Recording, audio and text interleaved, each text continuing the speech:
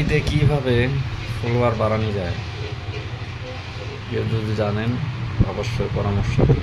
আর হ্যাঁ, এটা কিন্তু অবশ্যই নতুন ইউজার যারা আছেন তাদের কিন্তু অনেক প্রয়োজনীয়। তাই যারা ফুলের ভালোবাসা বিলিয়ে থাকেন, আমি আশা রাখব নতুন ইউজারদেরকেও কিছু কিছু ভালোবাসা আপনারা দিয়ে যাবেন। তবে সবাই একসাথে এগিয়ে যেতে পারবে। এমন ভালোবাসা, ফুলের ভালোবাসা যদি আপনারা পেতে চান তাহলে অবশ্যই ভিডিওটা লাইক করে কমেন্ট দিয়ে ভিডিওটা শেয়ার করেন।